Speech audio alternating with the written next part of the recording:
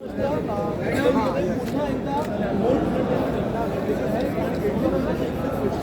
आता औचित्याचा मुद्दा साधून आम्ही मुख्यमंत्री महोदयांना अवगत केलं आणि त्यांच्याकडे देखील थोडी माहिती होती.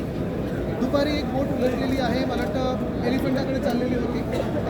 महत्त्वाची गोष्ट हीच आहे, पुरण आणि आपण मुंबईच्या मध्ये बोट उलटल्यानंतर आम्ही तेच पाहत होतो की रेस्क्यू ऑपरेशन सुरू होतं. मुख्यमंत्री महोदयांनी सांगितलेलं आहे की साधारणपणे 20 एक लोक रेस्क्यू झालेले आहेत, बाकीच्यांचा शोध सुरू आहे.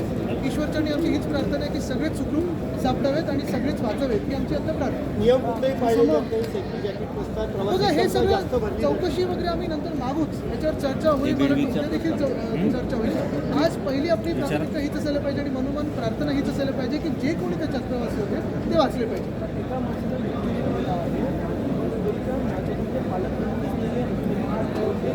सरकारचा कॉग्निजन्स काही नाही. सरकारला धारेवर धरायचं ते आम्ही भरूच, पण मी तुम्हाला पुन्हा एकदा सांगतो, पहिली आमची मनोमन प्रार्थना हीच आहे की सगळे वाचवेत.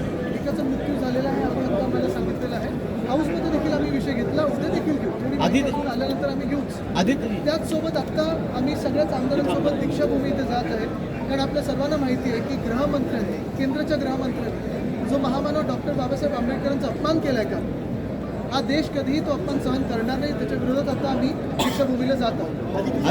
तर हे सगळे वाढत जातील. आपल्याला माहिती आहे, हे मी आधी देखील सांगितलं होतं, एसटीची दरवाढ झालेली आहे. मुंबई महानगरपालिकेने देखील ठरवलेलं आहे की कचरा उचलण्यासाठी 100 रुपये प्रति घर हे आता कर वाढवणार. म्हणजे आता जेवढं काही उधळपट्टी यांनी केली होती त्याचं आता हे भरून काढणार. आदित्यजी बीड प्रकरणात 101 मध्ये आम्ही आता दीक्षाभूमीला जाऊ.